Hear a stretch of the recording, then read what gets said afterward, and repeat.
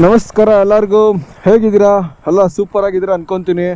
Actually ನನ್ನ ಗಾಡಿನ ನಾನು ಯೂಟ್ಯೂಬ್ ಚಾನಲಲ್ಲಿ ಹಾಕಿರಲಿಲ್ಲ, ನಾನು ಹೊಸ ಗಾಡಿನ. ಸೊ ಹಾಗಾಗಿ ಇದೊಂದು ವಿಡಿಯೋ ಮಾಡೋಣ ಅಂದ್ಕೊಂಡು ಇವತ್ತೊಂದು ಸ್ವಲ್ಪ ರೈಡ್ ಹೋಗ್ತಾ ಇದ್ದೀನಿ ಹೊರಗಡೆ. ಹಾಗೆ ರೈಡ್ ಎಕ್ಸ್ಪೀರಿಯೆನ್ಸ್ ಹೇಗಿರುತ್ತೆ. ಸೊ ಇದೇನಾಯಿತು ಅಂದರೆ, ಇದು ಫಸ್ಟು ಹೊಸ ಗಾಡಿ ಅಲ್ವಾ. ಸೊ ರಿವ್ಯೂ ನಾವು ತುಂಬ ವೀಡಿಯೋಸ್ಗಳು ನೋಡ್ತೀರಾ, ಬಟ್ ಎಕ್ಸ್ಪೀರಿಯೆನ್ಸ್ ಹೇಗಿರುತ್ತೆ ಅಂತ. ಸೊ ಹಾಗಾಗಿ ನಾನು 500 ಕಿಲೋಮೀಟರ್ಸ್ ಓಡಿಸ್ಬಿಟ್ಟು ತೋರಿಸೋಣ ಅಂದ್ಬಿಟ್ಟು ನಾನು ನನ್ನ ಗಾಡಿದು ವಿಡಿಯೋ ನಾನು ಮಾಡಿರಲಿಲ್ಲ. ನೋಡ್ಕೊಂಬಿಡಿ, ಇದೇ ನನ್ನ ಗಾಡಿ ಹೊಸ 2025 Gen 3 KTM Adventure 390S. ಇದರಲ್ಲಿ ನಿಮ್ಗೆ 2 ವೇರಿಯಂಟ್ ಬರುತ್ತೆ, ಒಂದು ಎಸ್ ಇನ್ನೊಂದು ಎಕ್ಸ್ ಅಂತ. ಸೊ ನಂದು ಬಂದ್ಬಿಟ್ಟು ಎಸ್ ಬಂದ್ಬಿಟ್ಟು ಒಂಥರ ಈಗ ಕಾರ್ಗಳಲ್ಲಿ ಹೇಗೆ ವೇರಿಯಂಟ್ಸ್ ಇದೆ, ಟಾಪ್ ಎಂಡು ಮಿಡ್ ವರ್ಷನ್ ಅಂತ, ಆ ಥರ ಇದು ಕಂಪ್ಲೀಟ್ ಟಾಪ್ ಎಂಡು. ಇನ್ನೊಂದು ಎಕ್ಸ್ ಬಂದುಬಿಟ್ಟು ನಿಮಗೆ ಬೇಸ್ ವೇರಿಯಂಟ್ ಟೈಪು. ಸೊ ಇದರಲ್ಲಿ ಏನೇನು ಫೀಚರ್ಸ್ ಇದೆ ಪ್ರತಿಯೊಂದು ನಾನು ತೋರಿಸ್ಕೊಡ್ತೀನಿ. ಸೊ ಫ್ರಂಟ್ ನೋಡ್ತಾ ಇದ್ದೀರಾ, ಇದು ಬಂದುಬಿಟ್ಟು ಏನು ಮಡ್ ಗಾಡಿ. ಇದು ಕಂಪ್ಲೀಟ್ಲಿ ಗಾಡಿ ನಿಮ್ಗೇನು ಕಾಣಿಸ್ತಾ ಇದೆ, ಇದೊಂಥರ complete Dakar edition, means Dakar inspired proper off roading ಗಾಡಿ. ಸೊ ಫ್ರಂಟ್ ಬಂದುಬಿಟ್ಟು ನಿಮಗೆ 21 ಇಂಚಸ್ ಸ್ಪೋಕ್ ವೀಲು, ಬಟ್ ಇದು ಟ್ಯೂಬ್ಲೆಸ್ ಟೈರು. ಹಾಗೂ 300 mm ನಿಮಗೆ ಡಿಸ್ಕ್ ಬ್ರೇಕ್ ಬರುತ್ತೆ, dual channel ABS including ABS. So ಇದು ಸ್ಪೋಕ್ ವೀಲ್ ಬಂದಿದೆ, ಬಟ್ ಇದು patented, KTM patented tubeless spoke wheel. So back ನಿಮ್ಗೆ ಅದೇ ಥರ ಸೇಮ್ ಸ್ಪೋಕ್ ವೀಲ್ ಬರುತ್ತೆ, ಹಾಗೂ ಡಿಸ್ಕ್ ಬ್ರೇಕ್ ವಿತ್ ABS. ಇದು ಬಂದುಬಿಟ್ಟು ನಿಮಗೆ 17 ಇಂಚಸ್ ವೀಲ್ ಬರುತ್ತೆ, 130/80 ಸೆಕ್ಷನ್ನು. ಫ್ರಂಟ್ ಬಂದುಬಿಟ್ಟು 90/90 ಸೆಕ್ಷನ್ ಬರುತ್ತೆ. ಸೊ ಇಂಜಿನ್ ನೀವು ನೋಡ್ತಾ ಇದ್ದೀರಾ, 398cc, ಆಲ್ಮೋಸ್ಟ್ 400cc ಅಂದ್ಕೊಳ್ಳಿ, ಬಟ್ 390 ಅಂತ ಕರೀತಾರೆ. ಸೊ ಇದು ಕಲರ್ ಬಂದುಬಿಟ್ಟು ವೈಟು. ಇದರಲ್ಲಿ ಇನ್ನೊಂದು ಕಲರ್ ಇದೆ ಆರೆಂಜ್. ಅವಾಗೇನಿಲ್ಲ, ಸೊ ಫ್ರಂಟ್ ಬಂದುಬಿಟ್ಟು ನಿಮ್ಗೆ ಇದು ಆರೆಂಜ್ ಆಗುತ್ತೆ, ಬ್ಯಾಕ್ ಬಂದುಬಿಟ್ಟು ನಿಮ್ಗೆ ವೈಟ್ ಆಗುತ್ತೆ. ಅದು ಬಿಟ್ಟರೆ ನೋಡಿ ಇಲ್ಲಿ ಆಲ್ ಡೇ LED. ಇದು ಬಂದುಬಿಟ್ಟು headlight, high beam, low beam, all day light. Indicators ತುಂಬ ಸಖತ್ತಾಗಿದೆ, LED ಇಂಡಿಕೇಟರ್ಸ್ ಸ್ಲೀಕಾಗಿ.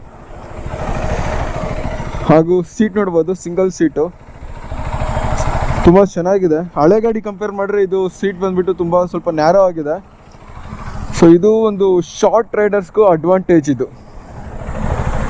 ಮತ್ತು ಫ್ರಂಟಿಂದ ನೋಡ್ಬೋದು ನೀವು TFT. ಸೊ ಅಟ್ ಪ್ರೆಸೆಂಟ್ ನೀವು ನೋಡ್ತಾ ಇದ್ದೀರಾ, ಇಲ್ಲಿ 500 ಕಿಲೋಮೀಟರ್ಸ್ ಓಡಿದೆ ಅಷ್ಟೇ. ಸೊ ಬನ್ನಿ ಈಗ ನೆಕ್ಸ್ಟು ಗಾಡಿ ಓಡಿಸ್ಕೊಂಡು ಗಾಡಿ ಹೇಗೆ ಫೀಲ್ ಕೊಡುತ್ತೆ ನಿಮಗೆ, ಯಾಕಂದರೆ ತುಂಬ ಕಂಪ್ಲೇಂಟ್ಸ್ ಬರ್ತಿದೆ, ಯಾಕಂದರೆ ಹೊಸ ಸ್ಲಾಟ್ ಆಗಿರೋದ್ರಿಂದ. ಬನ್ನಿ ಈಗ ಇದ್ರಲ್ಲಿ ತೋರಿಸ್ಕೊಡ್ತೀನಿ ನಿಮ್ಗೆ ಏನೇನು ಕ್ರೂಸ್ ಕಂಟ್ರೋಲ್ ಹೇಗೆ ವರ್ಕ್ ಆಗುತ್ತೆ ಮತ್ತು ಸ್ಪೀಡು. ಹಾಗೂ ಇದು ಹೊಸ ಗಾಡಿ ಆಗಿದ್ದರಿಂದ ನಾನು ತುಂಬ ಟಾಪ್ ಸ್ಪೀಡೆಲ್ಲ ರೀಚ್ ಆಗಲ್ಲ, ಸ್ವಲ್ಪ ಇಂಜಿನ್ ಸೀಟಿಂಗ್ ಮಾಡ್ತಾಯಿದ್ದೀನಿ. ಸೊ ಬನ್ನಿ ಈಗ ಓಡಿಸ್ಬಿಟ್ಟು ನೋಡೋಣ.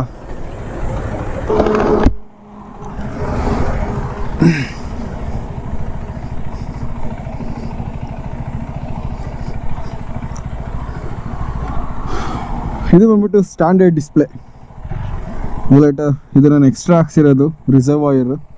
ಅದು ಎಕ್ಸ್ಟ್ರಾ ಫಿಟ್ಟಿಂಗ್ಸ್ ನಾನು ಆಮೇಲೆ ನಿಮಗೆ ತೋರಿಸ್ತೀನಿ. ಆಲ್ರೆಡಿ ನಾನು ಹಳೆ ವಿಡಿಯೋದಲ್ಲಿ ನಾನು ಏನೇನು ಎಕ್ಸ್ಟ್ರಾ ಆಕ್ಸೆಸರೀಸ್ ಹಾಕ್ಸಿದ್ದೀನಿ ಅಂತ ಇದೆ, ನೋಡಿಲ್ಲ ಅಂದರೆ ಮೇಲ್ಗಡೆ ಕಾಣಿಸಿರೋ ಲಿಂಕಲ್ಲಿ ಹೋಗ್ಬಿಟ್ಟು ಆ ವಿಡಿಯೋ ಚೆಕ್ ಮಾಡಿ ಕಂಪ್ಲೀಟ್ ಡೀಟೇಲ್ಸ್ ಕೊಟ್ಟಿದ್ದೀನಿ.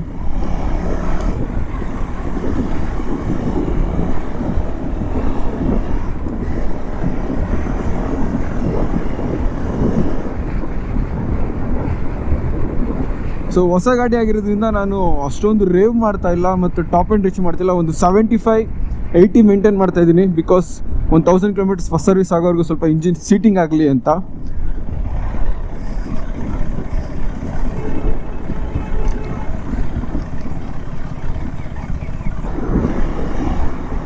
ಇದು ಒಂದು ಒಳ್ಳೆ ಹೈಟಾಗಿ, ನನ್ನ ಹೈಟಿಗೆ ಒಂದು ಒಳ್ಳೆ ವಿಂಡ್ ಬ್ಲಾಸ್ಟ್ ತಡ್ಕೊಳಕ್ಕೆ ಸಖತ್ತಾಗಿದೆ. ಅದು ಲಾಸ್ಟ್ ಟೈಮು ಒಂದು ಸ್ಮಾಲ್ ಚಿಕ್ಕದೊಂದು ಲಾಂಗ್ ರೈಡ್ ಥರ ತೊಗೊಂಡೋಗಿದ್ದೆ, ಅವಾಗ ಕ್ರೂಸ್ ಕಂಟ್ರೋಲ್ ಹಾಕಿದ್ದೆ. ಸೀರಿಯಸ್ ಆಗಿ ಈ ಗಾಡೀಲಿ ಕ್ರೂಸ್ ಕಂಟ್ರೋಲ್ ಸೂಪರಾಗಿ ವರ್ಕ್ ಆಗುತ್ತೆ. ನಾನು ನಿಮಗೆ ಈಗಲೇ ತೋರಿಸ್ತೀನಿ ನೋಡಿ, ಈಗ ಇಲ್ಲೇನು ಕಾಣಿಸ್ತಿಲ್ಲ ಅಲ್ಲ. ಸೊ ಈಗ ಬಂದುಬಿಟ್ಟು ಸೊ ಆಲ್ಮೋಸ್ಟ್ ನಮಗಿದು ಹೈವೇ ಮೀನ್ಸ್ ನೈಸ್ ರೋಡಲ್ಲಿದ್ದೀನಿ. ಸೊ ಆಲ್ಮೋಸ್ಟ್ ಯಾವುದು ಗಾಡಿಗಳು ಅಡ್ಡ ಬರೋಲ್ಲ. ಇದೊಂದು ಪ್ರಾಬ್ಲಮ್ ಏನಂದರೆ, ಕ್ರೂಸ್ ಹಾಕಿದ್ರೆ ಒಂದು ಸ್ಟ್ರೆಚ್ ಸಿಗಬೇಕು. ಸೊ ಇವಾಗ ಅಟ್ ಪ್ರೆಸೆಂಟ್ ಮುಂದೆ ಗಾಡಿಗಳಿದ್ದಾವೆ, ಅಟ್ ಪ್ರೆಸೆಂಟ್ ನಾನು 70 ಮೇಂಟೈನ್ ಮಾಡ್ತಾ ಇದ್ದೀನಿ. ಮತ್ತು ಹೊಸ ಗಾಡೀಲಿ ಲೈಕ್ ಅರೌಂಡ್ 5000 to 6000 RPM ತುಂಬ ವೈಬ್ರೇಷನ್ ಎಕ್ಸ್ಪೀರಿಯೆನ್ಸ್ ಮಾಡ್ತಿದ್ದಾರೆ ತುಂಬ ಓನರ್ಸ್ಗಳು. ಬಟ್ ಆ್ಯಸ್ ಆಫ್ ನೌ ನಾನು ಆ ಒಂದು ರೇಂಜಿಗೆ ಹೋಗಿಲ್ಲ, ಹಾಗಾಗಿ ನನಗೆ ಯಾವುದೇ ರೀತಿ ಒಂದು ವೈಬ್ರೇಷನ್ ಫೀಲ್ ಆಗ್ತಾ ಇಲ್ಲ. So I am fine. ನನಗೆ ಒಂದು ಅಂದರೆ ಇದೊಂದು ಸ್ವಲ್ಪ ಇಲ್ಲೊಂದು ಚೂರು ವೈಬ್ರೇಷನ್ ಇದೆ, ಅದು ಬಿಟ್ಟರೆ ನನಗೆ ಯಾವುದೇ ರೀತಿ ಕಂಪ್ಲೇಂಟ್ಸ್ ಇಲ್ಲ. ಬನ್ನಿ ಒಂದು ಸತಿ. ಸೊ ನೋಡಿ, ಈಗ 76 ಇದೆಯಲ್ಲ, ಈ ಬಟನ್ ಏನಿದೆ ಇದು ಪ್ರೆಸ್ ಮಾಡಿದ್ರೆ ಇಲ್ಲಿ ನಿಮ್ಗೆ ಎಲ್ಲೋ ಕಲರ್ ಕಾಣಿಸ್ತಿದೆಯಲ್ಲ, ಈ ಥರ ಕ್ರೂಸ್ ಆನ್ ಆಗುತ್ತೆ. ಕ್ರೂಸ್ ಆನ್ ಆದಾಗ ಇಲ್ಲಿ ಕೆಳಗಡೆ ನಿಮಗೆ ಪ್ಲಸ್ಸು ಮೈನಸ್ ಬಟನ್ ಇರುತ್ತೆ. ಈ ಪ್ಲಸ್ಸು ಮೈನಸ್ ಬಟನ್ ನಾವು ಎಷ್ಟು ಪ್ಲಸ್ ಮಾಡ್ತೀವೋ, ಸೊ ನಾರ್ಮಲಾಗಿ ಒಂದು ಕ್ರೂಸ್ ಮೇಂಟೈನ್ ಮಾಡ್ಬೇಕಾದ್ರೆ ಅಟ್ಲೀಸ್ಟು ನಮ್ಗೆ ಎಷ್ಟಕ್ಕೆ ಸೆಟ್ ಮಾಡಬೇಕು ಅಷ್ಟು ಸ್ಪೀಡ್ ಇರಬೇಕು. ಇವಾಗ ನಾನೇನು ಮಾಡೋಣ ಅಂದ್ಕೊಂಡಿದ್ದೀನಿ, ಒಂದು 75 ಮೇಂಟೈನ್ ಮಾಡೋಣ ಅಂದ್ಕೊಂಡಿದ್ದೀನಿ. ಸೊ ಹತ್ತಿರ 75 ಹೋದಾಗ ಆ ಪ್ಲಸ್ ಬಟನ್ ಪ್ರೆಸ್ ಮಾಡಿದ್ರೆ ಸೊ ಈ ಥರ ಕ್ರೂಸ್ ಆನ್ ಆಗುತ್ತೆ. ಇವಾಗ ನೋಡಿ, ನಾನು ಯಾವುದೇ ರೀತಿ ಎಕ್ಸಲೇಟರ್ ಇಟ್ಕೊಂಡಿಲ್ಲ. ಸೊ ಅದ್ರ ಪಾಡಿಗೆ ಅದು ಹೋಗ್ತಾ ಇದೆ. ಈಗ ಇದಂತೂ ಒಳ್ಳೆ ಸೂಪರ್ ಫೀಚರ್ ಅಂತೂ ನಾನು. ಸೊ ಒಂದು 80 ಮೇಂಟೈನ್ ಮಾಡೋಣ.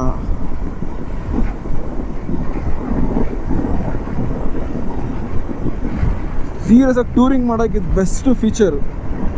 ಒಂದು ಒಳ್ಳೆ ಮೈಲೇಜ್ ಕೊಡುತ್ತೆ, ಯಾಕಂದರೆ ನಾವು ಯಾವುದೇ ರೀತಿ ಗೇರ್ ಚೇಂಜ್ ಮಾಡಲ್ಲ. ಮತ್ತು ಇಂಜಿನ್ ಆಟೋಮೆಟಿಕ್ಕಾಗಿ ಆ ಸ್ಪೀಡ್ನ ಮೇಂಟೈನ್ ಮಾಡುತ್ತೆ.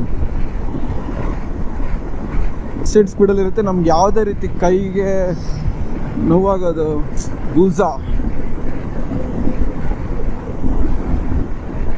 ಅಟ್ ಪ್ರೆಸೆಂಟು ಸಿಟಿ ಒಳಗಡೆ ಮೈಲೇಜ್ ನನಗೆ ಒಂದು 23-24 ಕೊಡ್ತಿದೆ. ಸೊ ಫಸ್ಟ್ ಸರ್ವಿಸ್ ಆದಮೇಲೆ ಚೆಕ್ ಮಾಡಬೇಕು ಎಕ್ಸಾಕ್ಟಾಗಿ ಎಷ್ಟು ಕೊಡುತ್ತೆ ಅಂತ.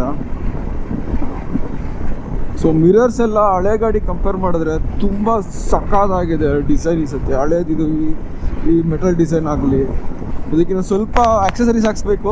ಒಂದು ಹ್ಯಾಂಡಲ್ ಬಾರ್ ರೈಸರ್ ಹಾಕ್ಬೇಕು, ಸ್ವಲ್ಪ ನನಗೆ ಈ ಅಪ್ರೈಟ್ ಪೊಸಿಷನ್ ಬೇಕು, ಸ್ವಲ್ಪ ಲೀನ್ ಮಾಡ್ದಂಗೆ ಅನಿಸ್ತಿದೆ. ನೋಡಿ 80 ಕಿಲೋಮೀಟರ್ ಸ್ಪೀಡು ಹೆಂಗೆ ಮೇಂಟೈನ್ ಮಾಡ್ತಿದ್ದೆ. ಲೈಕ್ ಹಿಂದೆ ಮುಂದೆ ಹೋದರೂ ಅದು ಇಂಜಿನ್ ಆಟೋಮೆಟಿಕ್ ಆಗಿ ಬ್ರೇಕ್ ಹಿಡಿದ್ರೆ ಆಫ್ ಆಗಿಬಿಡುತ್ತೆ. ಈ ಕ್ಲಚ್ ಹಿಡೀರಿ ಇಲ್ಲ ಬ್ರೇಕ್ ಹಿಡಿದ್ರೆ ಇದು ಆಫ್ ಆಗಿಬಿಡುತ್ತೆ. ಅದು ಬಿಟ್ಟರೆ 14.5 ಲೀಟರ್ ಟ್ಯಾಂಕು.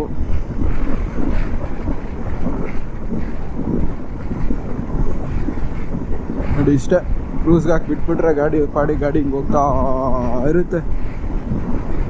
ಒಂದು ಲಾಂಗ್ ಜರ್ನಿ ಮಾಡ್ಬೇಕಾದ್ರೆ ಇದೊಂದು ಒಳ್ಳೆ ಕಂಫರ್ಟ್ ಗುರು. ನಾನು ಸೀರಿಯಸ್ ಆಗಿ ಹೇಳ್ತೀನಿ, ಒಳ್ಳೆ ಕಂಫರ್ಟ್ ಗಾಡಿ. ಮತ್ತು ಹೈಟಲ್ಲಿದೆ ಟಯರು. ಡಿಸ್ಪ್ಲೇ ಬಗ್ಗೆ ಹೇಳಬೇಕು ಅಂದರೆ ನಿಮಗೆ ಫ್ಯೂಯಲ್ ಇಂಡಿಕೇಟರು, ಇದು RPM ಹಾಗೂ speed indicator, speedometer, gear indicator, ಇದು ಬಂದ್ಬಿಟ್ಟು ಟೆಂಪ್ರೇಚರ್ ಕೂಲೆಂಟ್ ಇಂಡಿಕೇಟರ್, ಹಾಗೂ ಯಾವ ಮೋಡಲ್ಲಿದೆ ಗಾಡಿ ಸ್ಟ್ರೀಟು.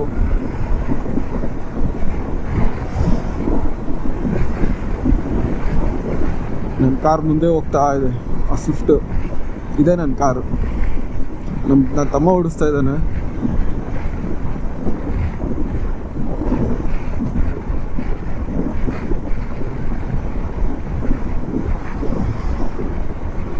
ನೋಡಿ ಇಷ್ಟೇ, ಬ್ರೇಕ್ ಹೊಡೆದ್ರೆ ಆಫ್, ಇದು ಆಫ್ ಆಗಿಬಿಡುತ್ತೆ ನಾನು cruise control. So until again ನೀವು ಪ್ಲಸ್ ಬಟನ್ ಪ್ರೆಸ್ ಮಾಡೋವರೆಗೂ ಅದು ಆನ್ ಆಗಲ್ಲ. ನನಗಂತೂ ಸೂಪರ್ ಫೀಚರ್ಸ್ ಇದಂತೂ ಇದರಲ್ಲಿ.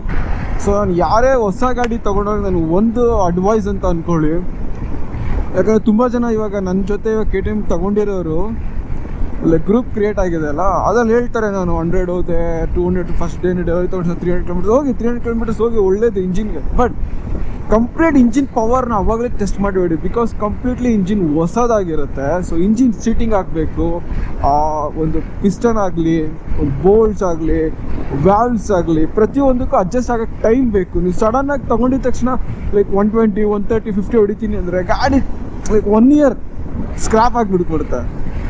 ಸೊ ಹಾಗಾಗಿ ಆದಷ್ಟು 1000 ಕಿಲೋಮೀಟರ್ಸ್ ಫಸ್ಟ್ ಸರ್ವಿಸ್ ಆಗೋವರೆಗೂ ಸ್ವಲ್ಪ ಇಂಜಿನ್ನ ಒಂದು ಆ CC ಮೇಲೆ ತಕ್ಕಂಗೆ. ಫಾರ್ ಎಕ್ಸಾಂಪಲ್ ನಾವು ಒಂದು ಸ್ಪ್ಲೆಂಡರ್ ತೊಗೊತೀರೋ ಆದಷ್ಟು ಒಂದು 40-50 ಕಿಲೋಮೀಟರ್ಸ್ ಮೇಂಟೈನ್ ಮಾಡಿ ಆ ಥರ ನಾವು. ಸೊ ನಾನು ನೋಡಿದ್ರೆ ನೀವು 80 ಮೇಲೆ ನಾನು ದಾಟ್ಸೇ ಇಲ್ಲ ಗಾಡಿನ, ಬಿಕಾಸ್ ಅದು ಟೈಮ್ ಬೇಕು ಇಂಜಿನ್ ಸೀಟಿಂಗ್ ಆಗೋದಕ್ಕೆ.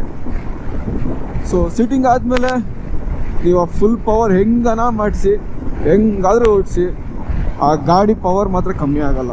ಮತ್ತು ಯಾವುದೇ ರೀತಿ ಇಂಜಿನ್ಗೆ ಸ್ಟ್ರೆಸ್ ಆಗಲ್ಲ, ಇಂಜಿನ್ಗೆ ಇಂಪ್ಯಾಕ್ಟ್ ಆಗಲ್ಲ. ಅದು ಯಾವುದೇ ಗಾಡಿ ಆದರೂ ಅಷ್ಟೇ, ಕಾರ್ ತೊಗೊಳ್ಳಿ, ಬೈಕ್ ತೊಗೊಳ್ಳಿ, ಇಂಜಿನ್ ಫಸ್ಟ್ ಸೀಟಿಂಗ್ ಮಾಡಿ. ಮತ್ತು ಮೈಲೇಜ್ ಹೇಳ್ತಾರೆ, ಅಯ್ಯೋ ನಾನು ಬೇರೆಯವ್ರಿಗೆಲ್ಲ 20-30 ಕೊಡ್ತಾ ಇದ್ದೀನಿ ನನಗೆ. ನೀವು ಸ್ಟಾರ್ಟಿಂಗ್ ಗಾಡಿ ತೊಗೊಂಡಿದ ತಕ್ಷಣ ಹಂಗೆ ಓಡಿಸಿರ್ತೀರ, ಕಂಪ್ಲೀಟ್ ಅದಕ್ಕೆ ರೇವ್ ಮಾಡಿ ಅದನ್ನ ಹಿಂಡು ಬಿಸಾಕ್ಬಿಟ್ಟಿರ್ತೀರ. ಬಂದ್ಬಿಟ್ಟು 390 ನಾನು ಅವಾಗಲೇ ತೋರಿಸಿದೆ. 398 cc ಡಿಸ್ಪ್ಲೇಸ್ಮೆಂಟ್ ಬರುತ್ತೆ, ಆಲ್ಮೋಸ್ಟ್ 400 cc, 45 bhp ಹಾಗೂ 39 Nm ಆಫ್ ಟಾರ್ಕ್ ಬರುತ್ತೆ. ಸೊ ಹಳೆ ಗಾಡಿ ಕಂಪೇರ್ ಮಾಡಿದ್ರೆ ಈ ಗಾಡಿ ಸಕ್ಕದಾಗಿ ಲೋ ಆ್ಯಂಡ್ ಟಾರ್ಕ್ ಇಂಪ್ರೂವ್ ಮಾಡಿದ್ದಾರೆ. ಲೈಕ್ ಮತ್ತು ಇರೋದ್ರಲ್ಲಿ ಕ್ರಾಲಿಂಗ್ ಆಪ್ಷನ್ ಇದೆ. ನೀವು ಫಸ್ಟ್ ಗೇರ್ ಸೆಕೆಂಡ್ ಗೇರಲ್ಲಿ ಹೋಗ್ತಿದ್ರು ನೀವು ಏನಂತಾರೆ ಲೈಕ್ ಕ್ಲಚ್ ಬಿಟ್ಟರೆ ಗಾಡಿ ಹೈಡ್ಲಿಂಗಲ್ಲಿ ಕ್ರಾಲ್ ಆಗುತ್ತೆ, ಗಾಡಿ ಆಫ್ ಆಗಲ್ಲ. ಅದೊಂದು ಒಳ್ಳೆ ಫೀಚರ್ ಇದರಲ್ಲಿ ನನಗೆ ತುಂಬ ಇಷ್ಟ ಆಗಿದ್ದು. ಎಸ್ಪೆಷಲಿ ನಾವು ಟ್ರಾಫಿಕಲ್ಲಿ ಇದ್ದಾಗ ಕ್ರಾಲಿಂಗ್ ಫೀಚರ್ ತುಂಬ ಯೂಸ್ ಆಗುತ್ತೆ ನಿಮಗೆ. ಮತ್ತು ಯಾವುದೋ ಒಂದು ಹಿಲ್ ಸ್ಟೇಷನ್ಗೆ ಹೋಗ್ಬೇಕಾದ್ರೂ ಅಷ್ಟೇ ತುಂಬ ಯೂಸ್ ಆಗುತ್ತೆ. ಮತ್ತು ಇನ್ನೊಂದು ಗಾಡಿ ಹೊರಗಡೆನ ನೋಡೋಕ್ಕೆ 185 kgs ಇದೆ. ಬಟ್ ಓಡಿಸ್ತಾ ಇದ್ರೆ ಅಷ್ಟು ದೊಡ್ಡ ಗಾಡಿ ಓಡಿಸ್ತಾ ಇದ್ದೀನಿ, ಯಾಕಂದರೆ ತುಂಬ ಹೈಟಲ್ಲಿ ಕುಂತ್ಕೊಂಡಿರ್ತೀವಿ ನಾವು, ತುಂಬ ಹೈಟಲ್ಲಿ ಇರ್ತೀವಿ. ಏನಪ್ಪ ಅಂದರೆ ನನ್ನ ಹೈಟಿಗೆ ಸ್ವಲ್ಪ ಸೀಟ್ ಹೈಟ್ ಜಾಸ್ತಿ, ನಾನು 2 ಟಿಪ್ಟೋ ಆಗುತ್ತೆ, ಅದೊಂದು ಸ್ವಲ್ಪ ಅಡ್ಜಸ್ಟ್ ಮಾಡ್ಕೊಬೇಕು.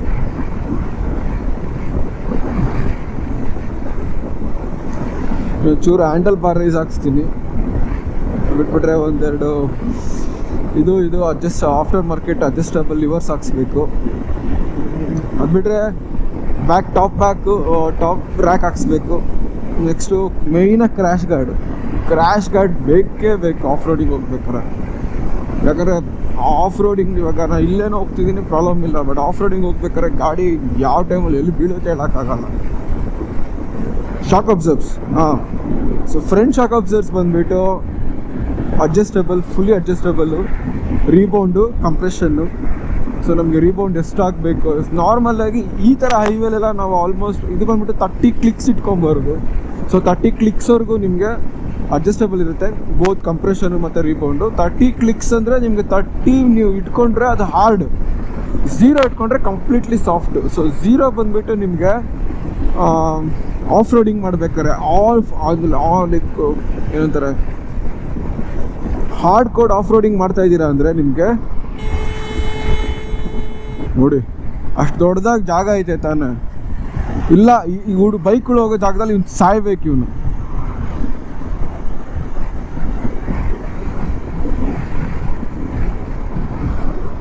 Useless fellow.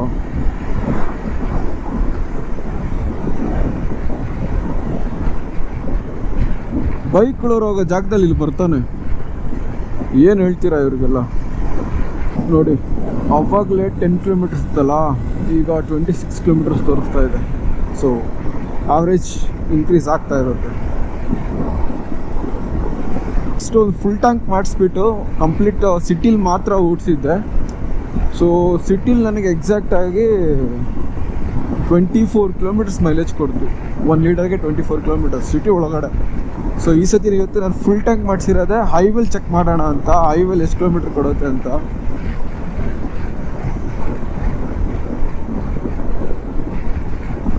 Next seat height ಬಂದುಬಿಟ್ಟು 830 mm ಬರುತ್ತೆ. ಹಾಗೆ ಆವಾಗಲೇ ಹೇಳ್ದಂಗೆ ನನ್ನ ಹೈಟಿಗೆ ಇದು ಸ್ವಲ್ಪ ಜಾಸ್ತಿನೇ, ಬಿಕಾಸ್ ನಾನು 5'6" ಇರೋದು. ಹಾಗಾಗಿ ಸ್ವಲ್ಪ 2 ಟಿಪ್ಟೋ ಆಗುತ್ತೆ, 2 ಕಾಲೂ ಸ್ವಲ್ಪ ಅದೊಂದು ಚೂರು ಡಿಫಿಕಲ್ಟ್ ಆಗ್ಬೋದು. So training like end of the day ನಾನು ಪ್ರಾಪರಾಗಿ ಒಂದು ಆಫ್ ರೋಡಿಂಗ್ ಟ್ರೈನಿಂಗ್ ತೊಗೊಂಡ್ರೆ so again it doesn't matters. But highway riding comfort serious ಆಗಿ ಆಸಮ್. ಸೊ ಫುಟ್ ಪೆಕ್ಸು, ಸೊ ನಮಗೆ ಒಂದು ಆಫ್ ರೋಡಿಂಗ್ ಪೊಸಿಷನ್ ಸೂಪರ್ ಆಗಿದೆ. ಇದರಲ್ಲಿ ನಿಮ್ಗೆ 2 ಥರ ಸೇಮ್ ಕಂಪ್ನಿಯಿಂದ ಬರೋ ಫುಟ್ ಪೆಕ್ಸಲ್ಲಿ ನೀವು ಅದನ್ನು ನೀವು ಆಫ್ ರೋಡ್ ಫುಟ್ ಪೆಕ್ಸಾಗೂ ಯೂಸ್ ಮಾಡ್ಬೋದು. ಹೇಗೆ ಅಂದರೆ ಅದು ಮೇಲ್ಗಡೆ ಒಂದು ರಬ್ಬರ್ ಬರುತ್ತೆ ಬುಷು, ಅದನ್ನು ನಾವು ರಿಮೂವ್ ಮಾಡ್ಕೊಬೋದು. ಅದೊಂದು ಪ್ಲಸ್ ಪಾಯಿಂಟ್ ಕೊಟ್ಟಿದ್ದಾರೆ ಇದರಲ್ಲಿ, ನಮ್ಗೆ ಯಾವಾಗ ಬೇಕಾದ್ರೂ ಆಗ. ಅಟ್ ಪ್ರೆಸೆಂಟ್ ಏನು ಕ್ರ್ಯಾಶ್ ಗಾರ್ಡ್ ಕೊಟ್ಟಿದ್ದಾರೆ ಕಂಪ್ನಿಯಿಂದ, ಅದು ಚೆನ್ನಾಗಿದೆ. So over all build quality super ಆಗಿದೆ. ನನಗೆ ಯಾವುದೇ ರೀತಿ ವೈಬ್ರೇಷನ್ಸ್ ಫೀಲ್ ಆಗ್ತಾ ಇಲ್ಲ, ಯಾಕಂದರೆ ತುಂಬ ಜನ ವೈಬ್ರೇಷನ್ಸ್ ಬರ್ತಿದೆ ಅಂತಾರೆ. ಫುಟ್ ಪೆಕ್ಸ್ ಅಫ್ಕೋರ್ಸ್ ಈ ಸಿಂಗಲ್ ಸಿಲಿಂಡರ್ ಗಾಡಿ ನಿಮಗೆ ಲೈಟಾಗಿ ನಿಮಗೆ ಅದು ವೈಬ್ರೇಷನ್ ಇದ್ದೇ ಇರುತ್ತೆ. ಒಂದು ಸಿಂಗಲ್ ಪಿಸ್ಟನ್ ಇಷ್ಟು ದಪ್ಪ ಇರೋ ಪಿಸ್ಟನ್ಗೆ 400 cc ಕೊಟ್ಟರೆ ಅದು ಹೊಡೆಯೋ ಏಟಿಗೆ ವೈಬ್ರೇಟ್ ಆಗಲೇಬೇಕಲ್ವಾ. ಬಟ್ ನನಗೆ ಅಷ್ಟೊಂದು ಹೆವಿಯಾಗಿ ನನಗದು ವೈಬ್ರೇಟ್ ಆಗ್ತಿದೆ ಅಂತ ಫೀಲ್ ಇಲ್ಲ. ಹ್ಯಾಂಡಲ್ ಅಷ್ಟೇ ಲೈಟಾಗಿದೆ. ಸೊ ಅದು ಫಸ್ಟ್ ಸರ್ವಿಸ್ ಆದಮೇಲೆ ಚೆಕ್ ಮಾಡಬೇಕು. ಬಟ್ 5000 to 6000 RPM ನನಗೆ ಯಾವುದೇ ರೀತಿ ವೈಬ್ರೇಷನ್ ಫೀಲ್ ಆಗ್ತಾ ಇಲ್ಲ. ಈ ಡಿಸೈನ್ ತುಂಬ ಇಷ್ಟ ಆಯಿತು. ಎಷ್ಟು ನೋಡಿ, ಈ ಲೆವೆಲ್ಗೆ ಆಲ್ಮೋಸ್ಟ್ ನನಗೆ ಚೆಸ್ಟ್ ಲೆವೆಲ್ಗೆ ಕಂಪ್ಲೀಟಾಗಿ ಏರ್ ಬ್ಲಾಕ್ ಆಗ್ತಿದೆ.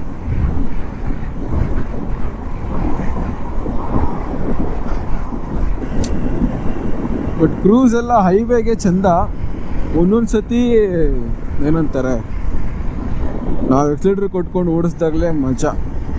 ನಮ್ಗೆ ಹೆಂಗೆ ಬೇಕು ನಾವು ಆ ಥರ ಎಕ್ಸಿಲೇಷನ್ ಕೊಟ್ಕೊಂಡು ಗಾಡಿ ಡೌನ್ ಮಾಡಬೇಕಾ, ಅಪ್ ಫುಲ್ ಮಾಡಬೇಕಾ, ಇಲ್ಲ ಪುಷ್ ಮಾಡ್ಕೊಬೇಕಾ ನೋಡಿ, ಅದೇನಂತಾರಲ್ಲ ನಮ್ಮ ಕೈಯಲ್ಲಿ ಆಟಾಡೋದು. ಬಟ್ ಕ್ರೂಸ್ ಲಾಂಗ್ ಹೋಗೋದಕ್ಕೆ ಸೂಪರ್. ಇದು ಅವ್ರ ಫೂಟ್ ರೆಸ್ಟ್ ಕ್ರ್ಯಾಶ್ ಗಾಡಿಯಿಂದ ನಮ್ಗೊಂದು ಅಡ್ವಾಂಟೇಜ್ ಏನಂದರೆ ಲಾಂಗ್ ರೈಡ್ ಹೋಗ್ಬೇಕಾರೆ ಆರಾಮಾಗಿ ನೋಡಿ ಹಿಂಗೆ ಇಟ್ಕೊಂಡ್ಬಿಟ್ಟು ಕ್ರೂಸ್ಗೆ ಹಾಕ್ಬಿಟ್ಟೆ ಇಷ್ಟ ಹೋಗ್ತಾ ಇರುತ್ತೆ. ಹಿಂಗೆ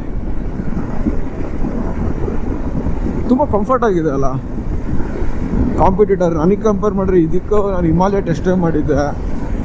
ಬಟ್ ನನಗೆ ಹಿಮಾಲಯ ತುಂಬ ಫ್ರಂಟು ಹೆವಿ ಅನ್ನಿಸ್ತು, ತುಂಬ ಹೆವಿ ಇದೆ. ಬಟ್ ನಾನು ಯಾವತ್ತೂ ಅದನ್ನು ಕ್ರೂಸ್ ಮಾಡಿಲ್ಲ, ಒಂದು ಲಾಂಗ್ ಡ್ರೈವ್ ಯಾವತ್ತೂ ರೈಡ್ ಮಾಡಿಲ್ಲ. ಸೊ ಹಾಗಾಗಿ ಲಾಂಗ್ ರೈಡ್ ಕಂಫರ್ಟ್ ನನಗೆ ಗೊತ್ತಿಲ್ಲ. ಬಟ್ ನನ್ನ ಫ್ರೆಂಡ್ ಹತ್ರ ಇದೆ, ಅವ್ರು ಹೇಳಿದ್ದು ಪ್ರಾಪರ್ ಟೂರಿಂಗ್ ಮಾಡ್ತೀಯ ಅಂದರೆ ಬೆಸ್ಟ್ ಗಾಡಿ ಹಿಮಾಲಯ. ಆಸ್ ಆಫ್ ನಾವು ನನಗೆ ಇದು ಒಳ್ಳೆ ಕಂಫರ್ಟ್ ಇದೆ. ಫೀಚರ್ಸ್ ಅಂದರೆ ಕ್ವಿಕ್ ಶಿಫ್ಟರ್, ನಿಮಗೆ front by directional up and down shift ಎರಡೂ ನಿಮಗೆ ಕ್ವಿಕ್ ಶಿಫ್ಟರ್ ಮತ್ತು ಬರೋದ್ರಿಂದ ನಿಮಗೆ ಒಂದು ಗೇರ್ ಚೇಂಜಸ್ ಇದೆ ಗೊತ್ತಾ, ತುಂಬ ಸ್ಮೂತಾಗಿರುತ್ತೆ. ಸೊ ಆಲ್ರೆಡಿ ಇವಾಗ ನನಗೆ ಕ್ಲಚ್ ಹಿಡ್ಕೊಂಡು ನಾನು ಅಪ್ಲೈ ಮಾಡಿದ್ರು ಸಹ ಗೇರ್ ಶಿಫ್ಟಿಂಗ್ ತುಂಬ ಅಂದರೆ ತುಂಬ ಸ್ಮೂತಾಗಿದೆ. ಸೊ ಹಳೆ ಗಾಡಿ ಕಂಪೇರ್ ಮಾಡಿದ್ರೆ ಇದು ತುಂಬ ಸ್ಮೂತಾಗಿದೆ. ಹಳೆ ಗಾಡಿ ಸ್ವಲ್ಪ ನಿಮಗೆ ಹಾರ್ಡ್ ಅನಿಸ್ತಿತ್ತು ಗೇರ್ ಶಿಫ್ಟಿಂಗು, ಬಟ್ ಇದರಲ್ಲಿ ನಿಮಗೆ ಸಕ್ಕ ಸ್ಮೂತ್ ಇದೆ. ಸೊ ನಾರ್ಮಲಾಗಿ ನನಗೆ ಕ್ಲಚ್ ಹಿಡ್ಕೊಂಡು ಯೂಸ್ ಮಾಡಿ ಕ್ವಿಕ್ ಶಿಫ್ಟರ್ ನಾನು ಯೂಸೇ ಮಾಡ್ತಾ ಇರಲಿಲ್ಲ. ನಾನು ಇವಾಗ ನನಗೆ ಜ್ಞಾಪಿಸ್ಕೊಂಡೆ ಕ್ವಿಕ್ ಶಿಫ್ಟರ್ ಇದೆ ಅಲ್ವಾ. ಕ್ವಿಕ್ ಶಿಫ್ಟರ್ನ ನೀವು ಆಫು ಮಾಡ್ಕೊಬೋದು, ಆನು ಮಾಡ್ಕೊಬೋದು. ಇವಾಗ ಅಟ್ ಪ್ರೆಸೆಂಟ್ ನಾನು ಆನಲ್ಲೇ ಇಟ್ಟಿದ್ದೀನಿ. ಸೊ ಆಫ್ ಮಾಡಿಕೊಂಡ್ರೆ ನಾವು ಕ್ಲಚ್ ಇಟ್ಕೊಂಡೆ ನಾರ್ಮಲಾಗಿ ಗೇರ್ ಹಾಕೊಬೋದು. ಬಟ್ ಇವಾಗ ಆನಲ್ಲಿ ಇದ್ದಾಗ ನಾವು ಕ್ಲಚ್ ಇಲ್ದಲೇ ಗೇರ್ ಡೌನು ಮಾಡ್ಬೋದು, ಗೇರ್ ಅಪ್ಪು ಮಾಡ್ಬೋದು. ಅದೊಂದು ಅಡ್ವಾಂಟೇಜ್ ಇದರಲ್ಲಿ.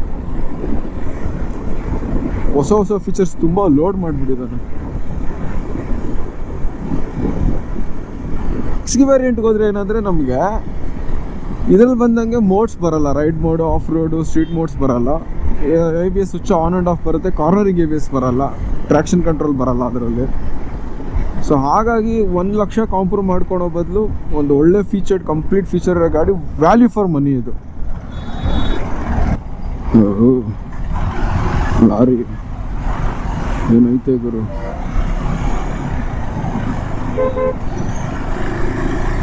ಬನ್ನಿ ಈಗ ಕ್ಲಚ್ ಇಲ್ದಲೇ ನೆಕ್ಸ್ಟ್ 2 ಗೇರ್ಸ್ ಶಿಫ್ಟ್ ಮಾಡಿ ತೋರಿಸ್ತೀನಿ. ಈಗ 4th ಇಯರಿಂದ ಕಾಣಿಸ್ತಿದ್ಯಾ ನೋಡಿ, ಕ್ಲಚ್ ಹಿಡ್ಕೊಂಡು ಅಂತ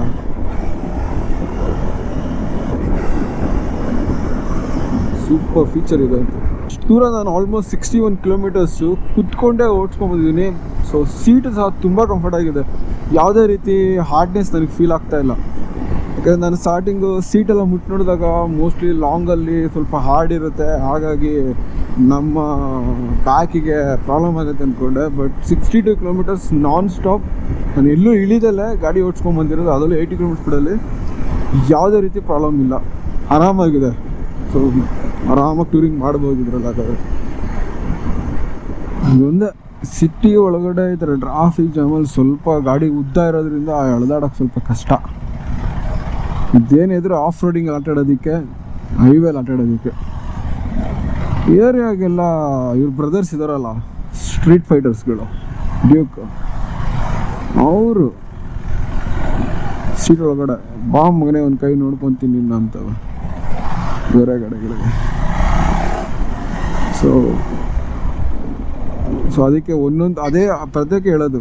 ಸೊ ಆ ಗಾಡಿಗಳು ಯಾವುದಕ್ಕೋಸ್ಕರ ಬಿಲ್ಡ್ ಮಾಡಿರ್ತಾರೋ ಅದ್ರ ಇಂಪಾರ್ಟೆನ್ಸು. ಬಟ್ ಇವಾಗ ಡ್ಯೂ 390 ಇಂಜಿನು ಮತ್ತು ಈ ಗಾಡಿ ಇಂಜಿನ್ ಎರಡು ಸೇಮ್ ಡಿಟ್ಟೋ, ನಿಮ್ಗೆ ಇಂಜಿನ್ ಡಿಫ್ರೆನ್ಸೇ ಇಲ್ಲ, ಪವರ್ ಆಗಲಿ ಏನು.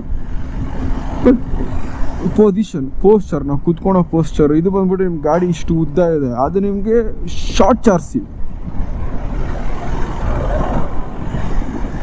ಅದ್ರಲ್ಲಿ ನೀವು ಲಾಂಗ್ ಜರ್ನಿ ಮಾಡ್ತೀರ ಅಂದರೆ ಸ್ವಲ್ಪ ಕಷ್ಟ ಆಗ್ಬೋದು, ನಿಮಗೆ ಕಂಫರ್ಟ್ ಇರೋಲ್ಲ, ಆಫ್ ರೋಡಿಂಗ್ ಮಾಡೋಕ್ಕಾಗಲ್ಲ. ಬಟ್ ಇದರಲ್ಲಿ ಸ್ಟ್ರೀಟಲ್ಲಿ ಆಟಾಡೋಕ್ಕಾಗಲ್ಲ, ಅದ್ರಲ್ಲಿ ಸ್ಟ್ರೀಟಲ್ಲಿ ಆಟಾಡ್ಬೋದು. ಸೊ ಇದು ಡಿಫ್ರೆನ್ಸ್. ಸೊ ಇದೇ ನಮ್ಮ ಮನೆ ಹೊಸೂರು ದೇವಸ್ಥಾನ, ಚಂದ್ರಚೂಡೇಶ್ವರ ದೇವರಿದು, ಈಶ್ವರ.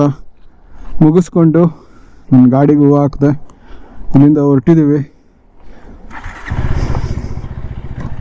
ಇದು ಸಿಕ್ಕಾಪಟ್ಟೆ ಬಿಸಿಲಿದೆ, ಹಾಗಾಗಿ ನಾನು ನಿಮಗೆ ಕಂಪ್ಲೀಟ್ ದೇವಸ್ಥಾನ ತೋರ್ಸೋಕ್ಕಾಗಲಿಲ್ಲ. ನೆಕ್ಸ್ಟ್ ಸತಿ ಮಳೆ ಟೈಮಲ್ಲಿ ಬಂದಾಗ ನೀಟಾಗಿ ಸುತ್ತಲೂ ವಿಡಿಯೋ ಮಾಡ್ಬಿಟ್ಟು ನಾನು ನಿಮಗೆ ತೋರಿಸ್ತೀನಿ.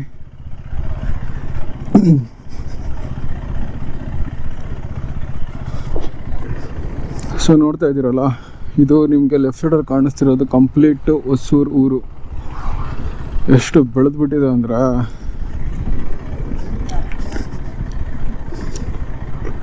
ಶ್ರೀ ಕಾಲ ಭೈರವ ಟೆಂಪಲ್. ಸೊ ನಾವು ಚಿಕ್ಕ ವಯಸ್ಸಲ್ಲಿ ನಮ್ಮ ತಂದೆ ಇದ್ದಾಗ ನಾವು ನಡ್ಕೊಂಬರ್ತಿದ್ವಿ ಕೆಳಗಿಂದ ಮೇಲೆಗೆ. ಈಗಲೂ ಜಾತ್ರೆ ಟೈಮಲ್ಲಿ ನಡ್ಕೊಂಬರ್ತೀವಿ. ನೋಡಿದ್ರಲ್ಲ ನನ್ನ ಗಾಡಿ ಫಸ್ಟ್ ರೈಡು ಎಕ್ಸ್ಪೀರಿಯನ್ಸ್.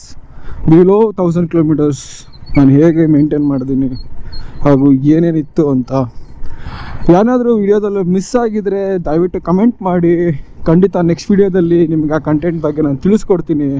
ಹಾಗೂ ಯಾರ್ಯಾರೇನು ವಿಡಿಯೋ ಕೊನೆವರೆಗೂ ನೋಡಿದ್ರೋ ಹೀಗೆ ನೋಡ್ತಾ ಸಪೋರ್ಟ್ ಮಾಡ್ತಾಯಿರಿ ಅಂತ ನನ್ನ ಚಾನಲ್ CR0135 ಕನ್ನಡ ಸಬ್ಸ್ಕ್ರೈಬ್ ಮಾಡಿಲ್ಲ, ಸಬ್ಸ್ಕ್ರೈಬ್ ಮಾಡ್ಕೊಳ್ಳಿ. ಹಾಗೂ ನನ್ನ ಇನ್ಸ್ಟಾಗ್ರಾಮ್ ಚಂದು_ರವೀಂದ್ರ 0135 ಸ್ಕ್ರೀನ್ ಮೇಲೆ ಕಾಣಿಸ್ತಿದೆ, ಹಾಗೂ ಡಿಸ್ಕ್ರಿಪ್ಷನಲ್ಲಿ ಮೆನ್ಷನ್ ಮಾಡಿರ್ತೀನಿ. ಮಿಸ್ ಮಾಡ್ದಲ್ಲೇ ಫಾಲೋ ಮಾಡಿ ಅಂತ ಹೇಳ್ತಾ ಸೈನಿಂಗ್ ಆಫ್. Thank you.